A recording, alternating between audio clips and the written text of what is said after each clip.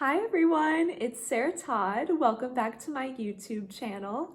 I just reached 1,000 subscribers yesterday and I literally cannot believe that. So thank you guys so much for all your support.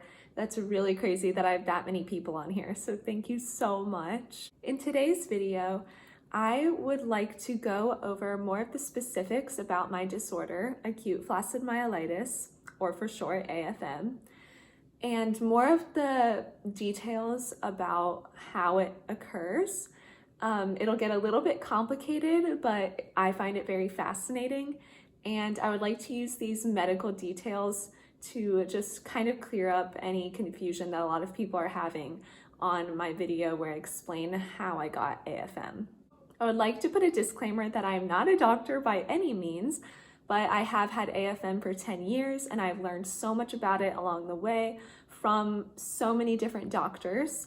And one of my doctors that I see is actually an expert on AFM, and I have learned so much from him about AFM. So all of my knowledge on this subject I have learned from other sources. So first I would like to say that AFM is not polio. These are totally separate diseases. Polio is caused by the polio virus. AFM is caused by, they think, enterovirus D68, which is a virus that causes a cold, some respiratory viruses, and maybe even some other viruses.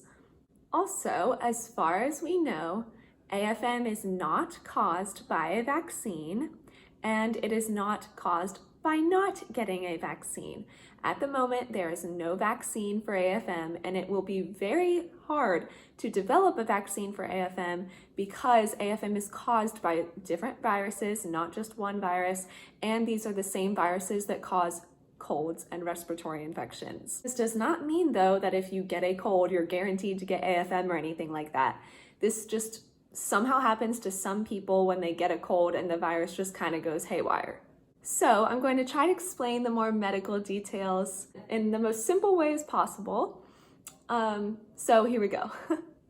So we have the central nervous system, which consists of the brain and the spinal cord. In the central nervous system, we have upper motor neurons and lower motor neurons. Motor neurons are nerve cells that control our movement. Upper motor neurons start in the cerebral cortex of the brain and branch out to the spinal cord. The spinal cord is what is encased by our spine. Our spine protects our spinal cord, and the spinal cord controls our nerve impulses that conduct movement and allow us to feel things and stuff like that. Once the upper motor neuron gets from the cerebral cortex of the brain to the spinal cord, it then meets the lower motor neurons, which branch out from the spinal cord to muscles. So this means that lower motor neurons innervate specific muscles. So this can result in a very crazy and irregular paralysis pattern if some of your lower motor neurons are damaged. In my case, when I first got AFM, my arms and hands became paralyzed first, and then the next morning, which is about 16 hours later, my legs became paralyzed. And that seems very backwards because the damage on my spinal cord is from C2 to T1, which is a very large section of the spinal cord, and that begins in my neck.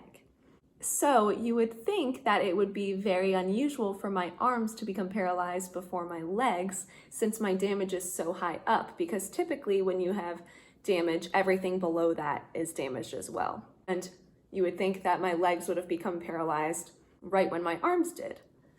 But this is why they didn't. Since I have AFM, the virus that was in my body and attacked my spinal cord somehow was able to get into the gray matter of my spinal cord. And within the gray matter are lower motor neurons. So once it was in the gray matter, it was able to damage and kill some of my lower motor neurons, which happened to be in areas of my arms and hands. Then my legs became paralyzed because my body was kind of freaking out and had an autoimmune response to what the virus was doing to my spinal cord. This is why my legs recovered much better than my arms, because I had plasma exchange treatment, which helped my legs recover because that took care of the autoimmune response. So now the damage that I have left is really from my lower motor neurons being damaged due to AFM. Now this sounds so complicated, but I really am explaining this in the most simple terms as I can. So since the lower motor neurons directly connect to the muscles that they innervate, you can find a lot of people with AFM with a very odd and irregular paralysis pattern like me. I can't lift my shoulders up higher than this on both arms, but it's weird because I can move some of my right hand, but not my thumb very well. I can't move my left hand at all. And so it's a really weird paralysis pattern, which means that specific lower motor neurons were damaged. What's also weird about my case with AFM is I did not feel sick at all before I became paralyzed, which means that I most likely just had an asymptomatic version of this virus. A lot of patients with AFM will be really sick before they become paralyzed, so I was kind of unusual in that way. But that's kind of how AFM occurs. I say that it's modern polio because it's very similar to polio, but it is not the same virus. Just like to say that again, because I don't like getting comments saying that I didn't get vaccinated against polio and that this is polio, and that if I had gotten a vaccine, this wouldn't have happened, and that if I didn't get a vaccine, this wouldn't have happened, because no, none of that is true. This is just some freak thing that just somehow happened to me, and I just was one of the people it decided to go whack on. So I hope this makes more sense, and that might have been a little confusing.